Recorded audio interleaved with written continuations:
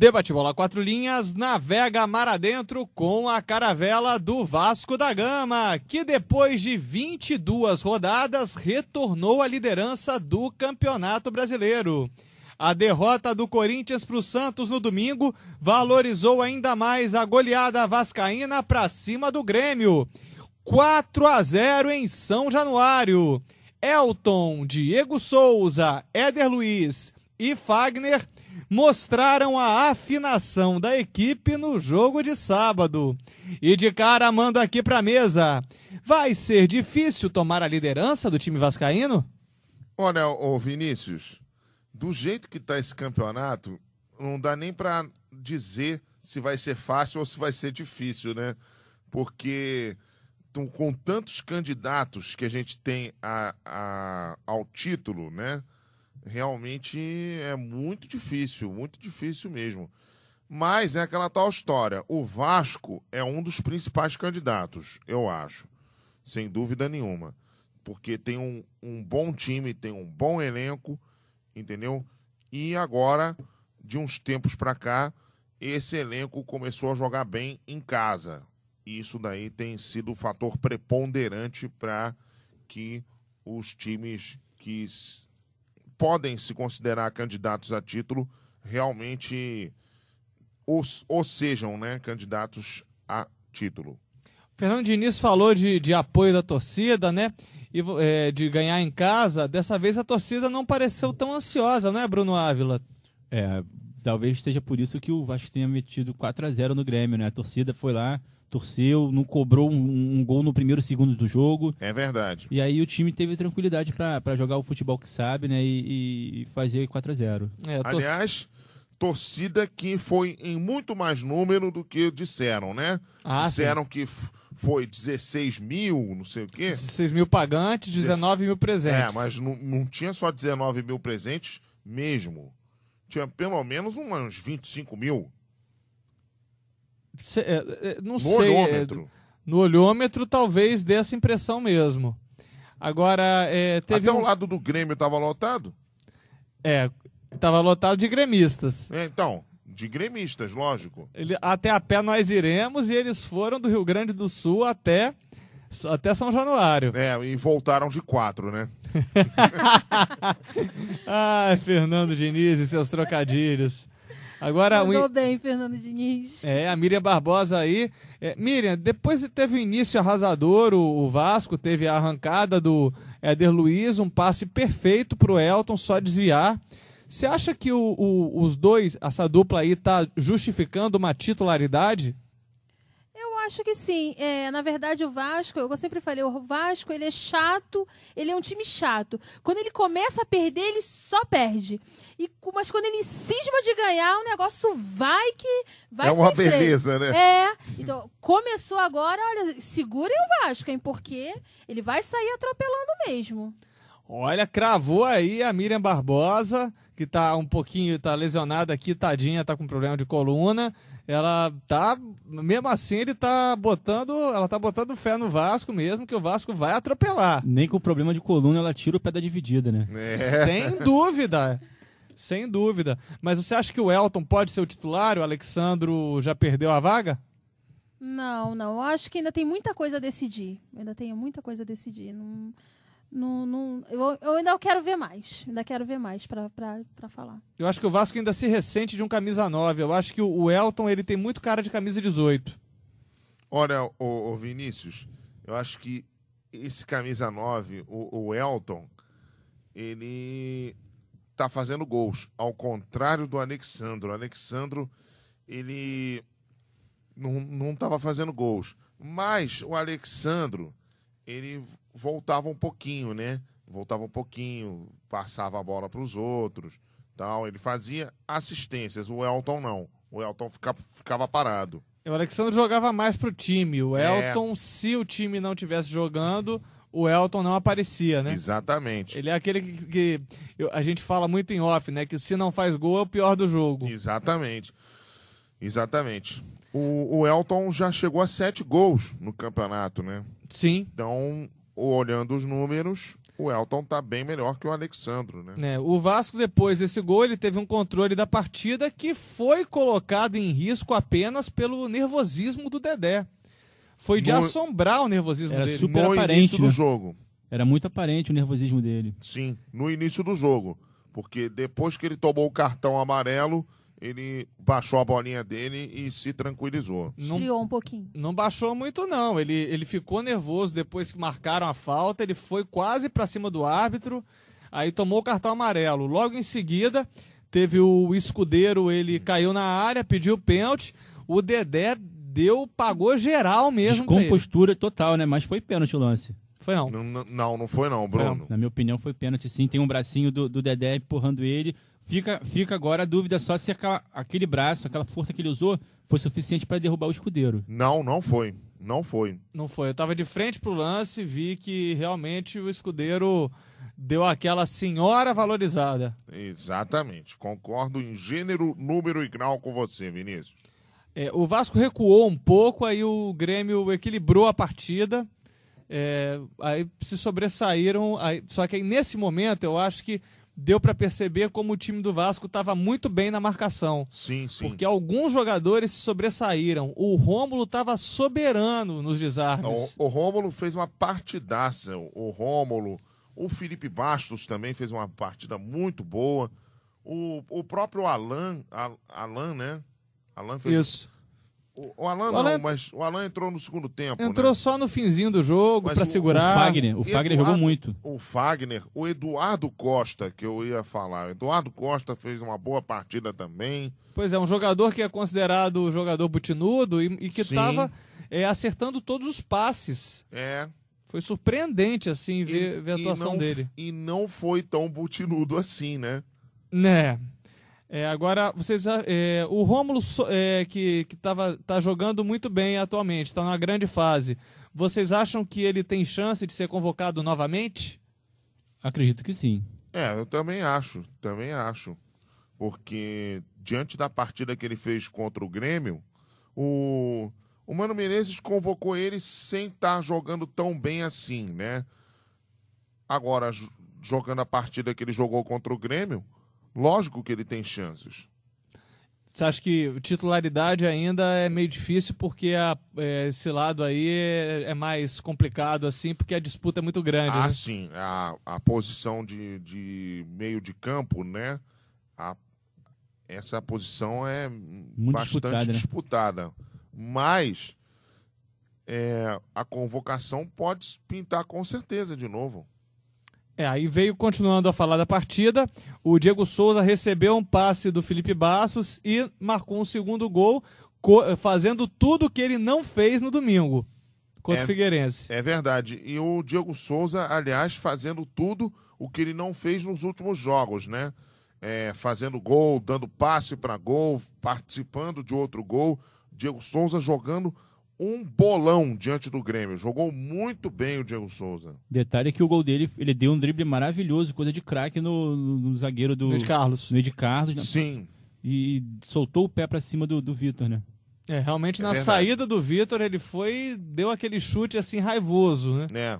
Pra estufar a rede mesmo de raiva. E aliás, o lançamento também que ele recebeu do Felipe Bastos, qualquer coisa, hein? Realmente... Miriam, você acha que o Diego Souza está querendo mostrar serviço? Está mostrando pelo menos... Porque a gente já viu, ele é um jogador vagalume, ele tem seus momentos apáticos, mas ele geralmente, depois que ele começa uma apatia, ela vai ladeira abaixo e ele, assim, sai e acaba dispensado, como foi até no próprio Atlético Mineiro, né? Isso. Eu assim, ele até falou, né? Ele deu algumas declarações falando que ele ganha para isso, que ele tem que jogar. Ele não estava mostrando tanto, não, entendeu? É aquela coisa, o time do Vasco, às vezes, é complicado. Você, não tá jogando bem, tá? Aí fez uma boa partida, daqui a pouco some nas outras, fica apagado nas outras partidas. Então, assim, Sim. eu quero ver mais para poder falar alguma coisa. Eu quero ver mais. Ver isso por mais jogos, né, Miriam? Em mais jogos, isso mesmo, Diniz. Concordo, porque isso é típico de Diego Souza. Diego Souza faz uma grande partida aqui, outra partida ruim aqui, entendeu? É normal. Bruno Ávila. O Diego Souza é um jogador de extremos. Ele tá numa fase Isso. extrema, ele joga muito, sabe? Chama Ele o tá time pra numa cima fase, dele. ele tá numa fase, não, ô Bruno, isso é a carreira dele toda até agora. Não, eu tô falando, a carreira dele ela é dividida em extremos. Quando ele tá na fase de extremo alta, ele pega o jogo e chama a responsabilidade, decide. E quando ele tá num extremo muito baixo, ele não joga nada. E aí Isso. acontece dele ser dispensado dos times. Isso tá no contrato dele, será? Porque ele fala que foi contratado pra isso. Pode ser, Miriam, pode ser. Pode ser, olha aí, Miriam, a pergunta capciosa que vai para a diretoria do Vasco, hein? Bom, ao contrário de outras partidas, o time do Vasco ele estava sempre tentando fazer mais gols. Por que Sim. vocês acham que teve essa mudança de postura? Porque geralmente o time do Vasco fazia um gol, recuava, fazia 2-0, se contentava com 2-0 no placar.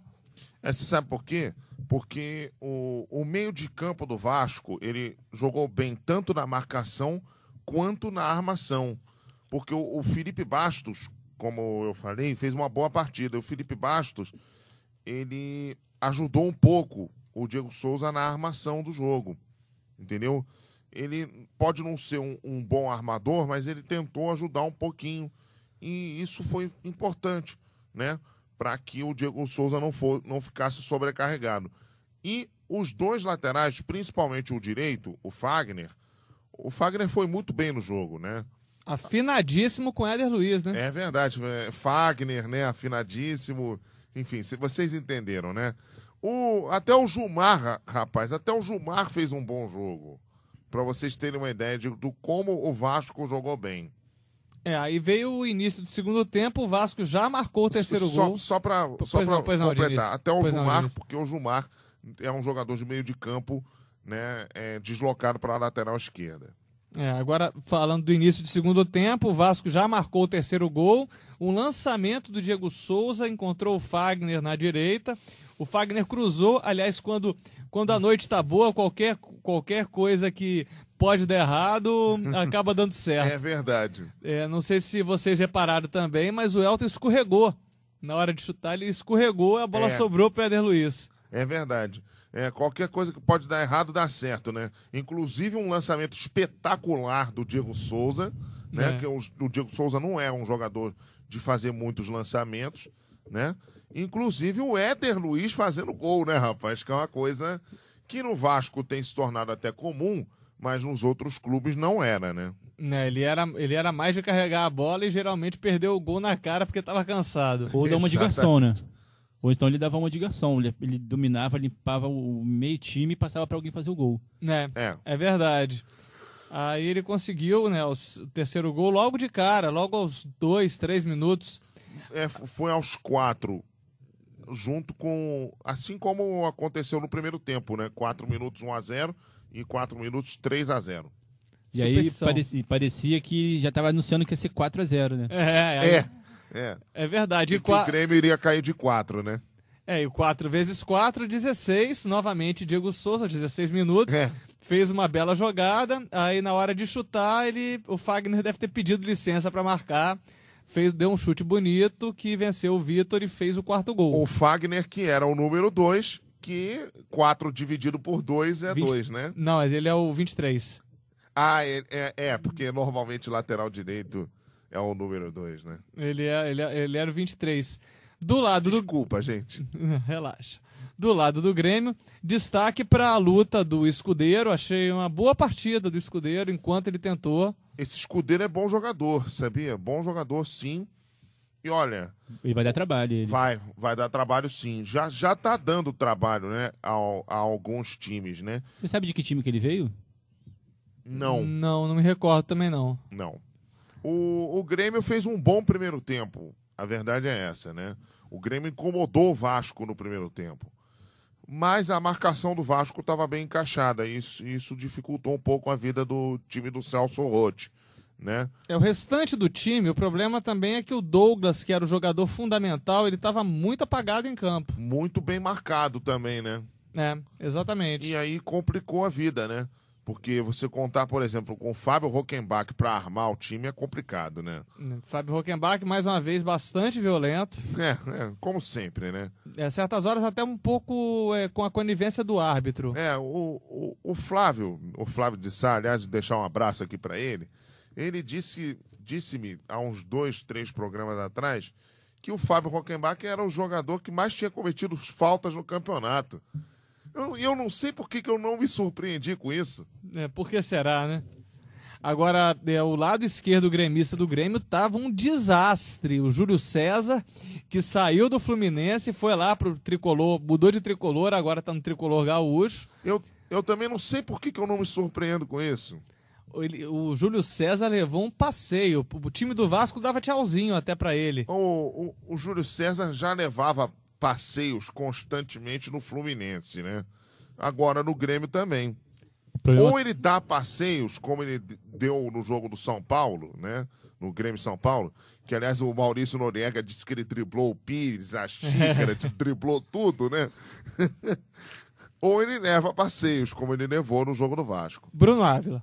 O problema todo do Júlio César é que ele está adaptado a jogar em esquemas que precisem de ala. Quando ele precisa jogar 3 zagueiros. Exatamente. Quando ele joga de lateral, ele é um desastre, porque ele não sabe marcar. Ele verdade. É um jogador que vai para ataque, que sabe fazer a função no ataque. Se ele jogar de meia esquerda, alguma coisa assim, ele até pode vir a jogar bem, num esquema de 4-4-2. Agora, jogando num esquema com 4 zagueiros e como lateral, ele sempre vai levar passeio.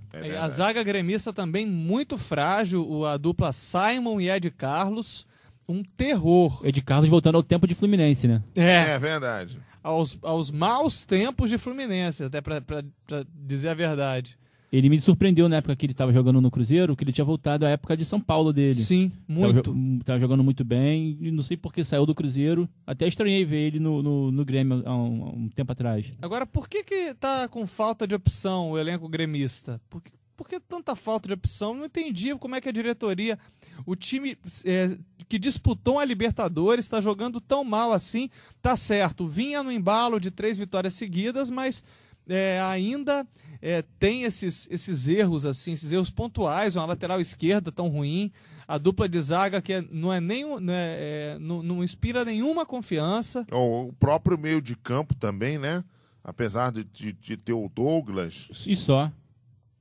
Só o Douglas. E a lateral esquerda, eles perderam o lateral pro Corinthians. Né?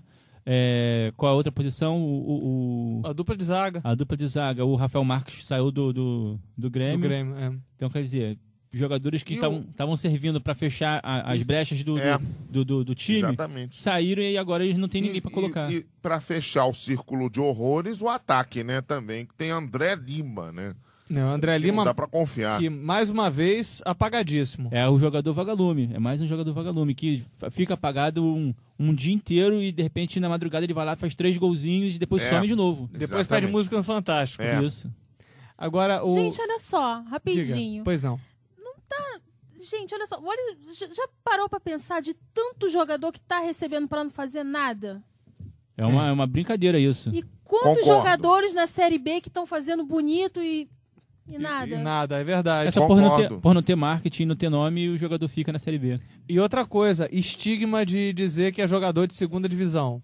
Mas o Bruno, essa história de marketing, não sei o quê, não tem tanto a ver assim, não. Porque o Sport TV, né, o Premier, transmite todos os jogos da Série B. Exatamente, mas são jogadores que não têm conhecimento nacional. É isso que eu quero dizer. Não tem o pedigree. Por exemplo, nível nacional. Isso, por exemplo, o Jael jogava na Série B. Ele tá jogando no Flamengo agora. Se você perguntasse pra torcida do Flamengo, antes de vir o Flamengo, quem era Jael? Ninguém conhecia. Gente, a maioria não ia saber quem era Jael. É mais ou menos por aí. E a maioria queria, por exemplo, Jael ou André, que jogou no Santos? O André. O pessoal ia pedir o André. É isso que eu tô falando, é a grife que faz o torcedor. Sim, claro. Mas eu tô falando com relação aos clubes e seus dirigentes, entendeu?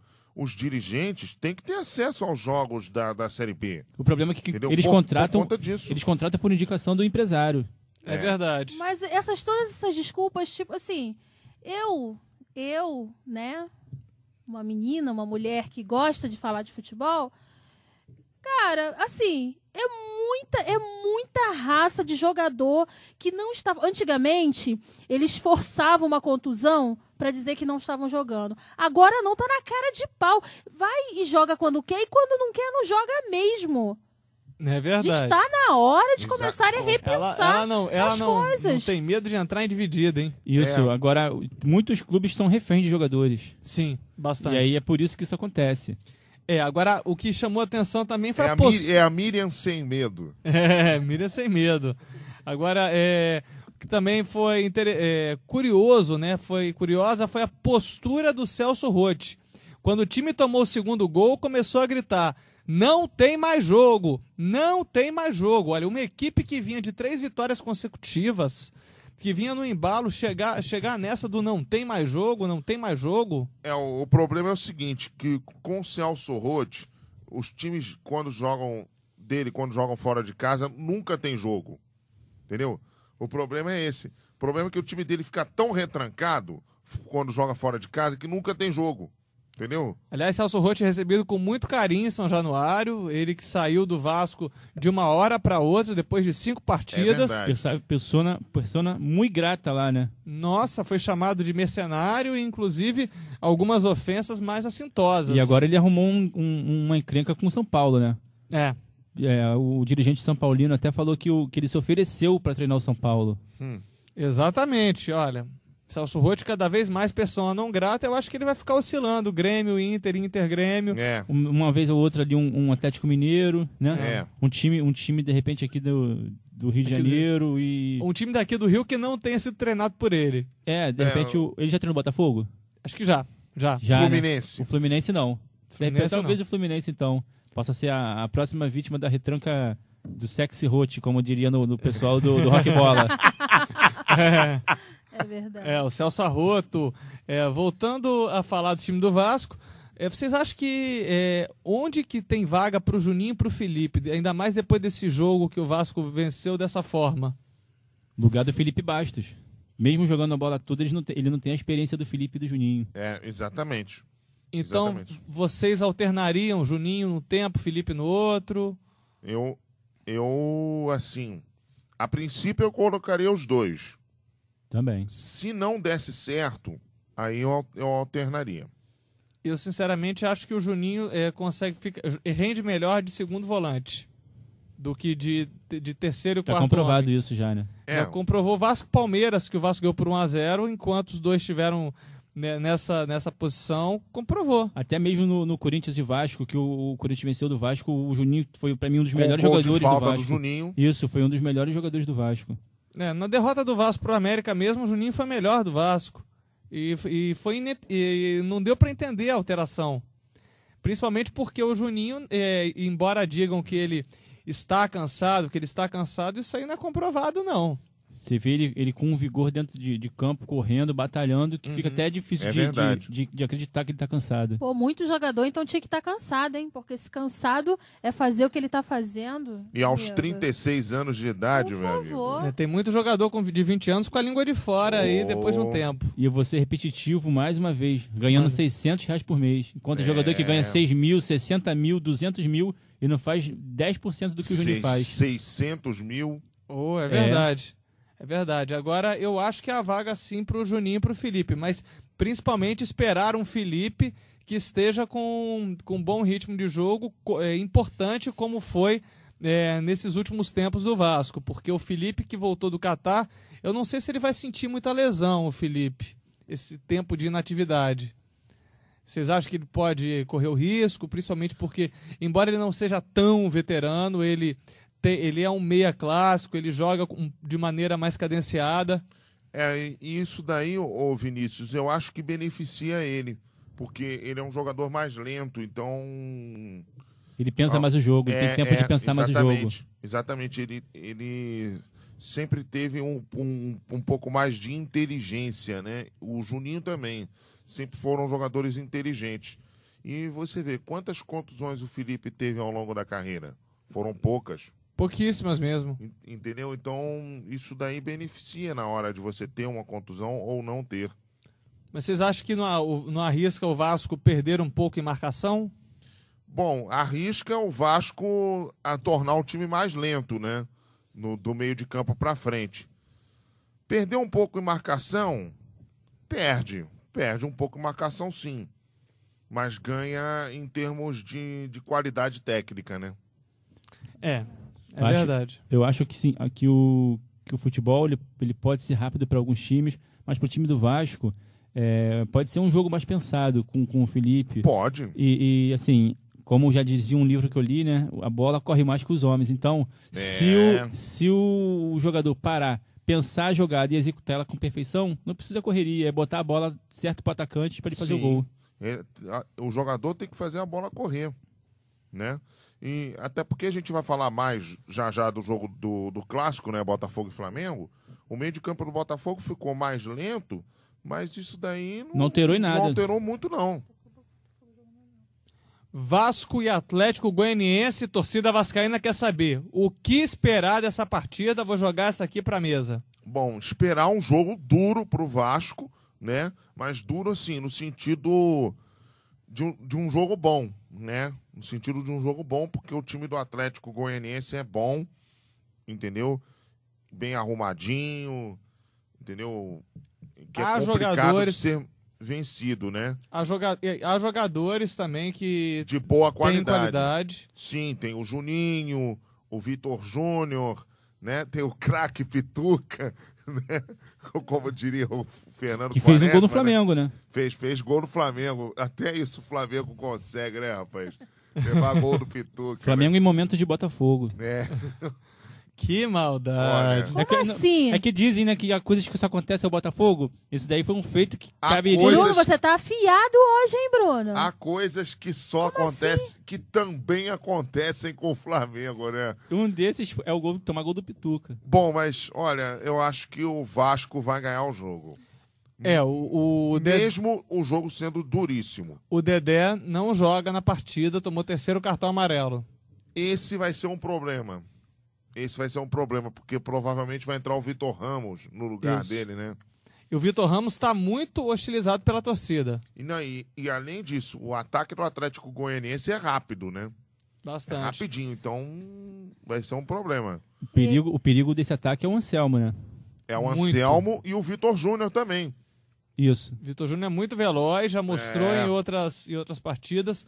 Agora, com relação ao Vitor Ramos, ele está um pouco marcado pela torcida, que ele entrou no lugar de um jogador, a torcida pediu, não, Vitor Ramos não. Eu acho que isso acaba prejudicando psicologicamente o jogador. Sim. Isso já acontece com o Wellington do Flamengo e vocês viram o problema que deu, né? Do Wellington até ficar fora do banco de reservas, e ele falou que tá meio chateado com a torcida, ele sentiu essa não aceitação da torcida. E pode acontecer a mesma coisa com o Vitor Ramos. A torcida do Vasco que tinha medo também do Dedé e teve medo também quando Anderson Martins foi contratado. É verdade. E depois viu que se tornou, muita gente considerou a melhor zaga do país. E esse medo se transformou numa coisa bastante positiva, né? Realmente o pessoal aqui está confiando numa vitória do Vasco, que segundo o pessoal aqui pode ser com bastante dificuldade. Vide a derrota do Flamengo para o Atlético Goianiense. Isso. Não, eu discordo. Eu acho que o Vasco vai ganhar fácil, porque o que eu falei, quando ele desembesta a ganhar, ele vai que vai. Então eu acho que o Vasco vai passar muito bem, vai tirar uns 3-0 em cima do Atlético Goianiense. A Samíria passou o placar e tudo, hein? Você acha então que o Vasco vai passar o carro para cima do Atlético Goianiense? Passar o trem-bala. Isso, atropelar. Passar o trem-bala. Olha, o jogo entre Vasco e Atlético Goianiense no primeiro turno, o jogo no Serra Dourada, foi 1-0, gol do Felipe com 1 minuto e meio de jogo, mas o Vasco levou uma verdadeira pressão a partida inteira. Se não fosse, né, o Fernando Praz e a trave... É verdade. Mas também é aquela tal história, né? Jogar no Serra Dourada é mais complicado, né? Se bem que agora tá complicado, inclusive, de jogar em casa contra o Atlético Goianiense, né? Sim. Vide o Flamengo. Vide outros exemplos. O São Paulo também. São Paulo empatou. São Paulo empatou. E realmente jogo também que o Atlético Goianiense deu um banho. É verdade. Mas eu acho que o Vasco ganha com dificuldade, mas ganha. O Giro Vascaíno vai ficando por aqui, mas ainda há tempo para o recado final de Fernando Diniz. Bom, gente, meu recado final vai aí, no caso do Vasco, para a torcida. A torcida, olha, tem que voltar a comparecer em São Januário, viu? Porque... Foi um bom exemplo esse jogo contra o Grêmio, hein? Deu um ótimo exemplo a torcida de paciência, tranquilidade, até porque o time ajudou também fazendo um gol logo no início, né? A torcida foi muito paciente, muito tranquila. E olha, o jogo de quinta-feira vai exigir, viu? Muita paciência, muita tranquilidade, porque o time do Atlético Goianiense não é bobo, não. É bom. Miriam Barbosa. Meu recado final vai pro técnico, né? Técnico auxiliar, Cristóvão Borges. Que eu acho que, enfim, ele se encontrou com o time. Entendeu? Porque você vê quando o técnico ele se encontra, quando o time começa a apresentar resultados. E é isso que o Vasco está mostrando pra gente. E quando começa a mostrar bom futebol, né? E mostrou um bom futebol, mostrou resultados, então meu recado final vai para ele. Cristóvão, que aliás teve nome gritado pela torcida, o pessoal tá apoiando bem mesmo, que muita gente chegava com desconfiança, falava não, é melhor chamar outro treinador. É bom dar um voto de confiança para ele, porque realmente não seria à toa que o Ricardo Gomes está com ele há tanto tempo. Recado final de Bruno Ávila. Meu recado final é um bico na canela do Diego Souza. Opa, por quê? Que é isso? Diego Souza, eu quero saber, você é o jogador que jogou e ajudou o Vasco a vencer de 4-0 o Grêmio, ou você é o jogador que começou esse Campeonato Brasileiro jogando nada? Os dois. Tá no contrato, gente. E queria dizer para ele que nas próximas 6 partidas, o Vasco tem chance de pelo menos 3 partidas fazer os jogos em casa. Fazer os 3 pontos, com chance ainda de vencer o jogo do dia 12 de outubro contra o Atlético Paranaense, que vai ser lá na Arena da Baixada. Então, assim, o Vasco tem muita chance de dar uma arrancada muito boa. E o Vasco vai precisar dele. Ele precisa decidir qual o Diego Souza que ele é. Fica o alerta para você aí, Diego Souza. No meu recado final vai um alerta para a diretoria vascaína, que tem que estrear a área VIP logo, hein? Porque deu para ver muito torcedor vascaíno exprimido por conta dessa área VIP que não começa de jeito nenhum. Quando vai ser inaugurada essa área VIP? Vai ser inaugurada à força? Realmente essa organização do estádio de São Januário está deixando muito a desejar. E como disse Fernando Diniz, deu até a impressão de que no olhômetro tinha mais gente do que foi divulgado. Tinha mais gente. Tinha pelo menos, sem brincadeira, umas 25 mil pessoas. Isso me lembrou um pouco as práticas de Eurico Miranda. É verdade. É verdade. Fica aí o recado para a diretoria vascaína e que chegue ao Roberto Dinamite. O programa 4 Linhas tem o apoio da Faculdade Unicarioca. Ensino superior nas unidades Rio Comprido, Meier, Jacarepaguá, Bento Ribeiro, Centro e o projeto de 3 Rios. Unicarioca, formação de verdade. Acesse o Debate Bola 4 Linhas em nosso canal no YouTube, youtube.com/blog 4 Linhas, o 4 em numeral, youtube.com/blog 4 Linhas. Ainda hoje, a derrota do Fluminense para o Bahia, o empate entre Botafogo e Flamengo e também um giro por toda a bola que rolou no futebol nacional, que você também pode ouvir pelo nosso blog radio4linhas.blogspot.com. Dessa vez o 4 é por extenso, radio4linhas.blogspot.com. 4 Linhas, a comunicação está no ar.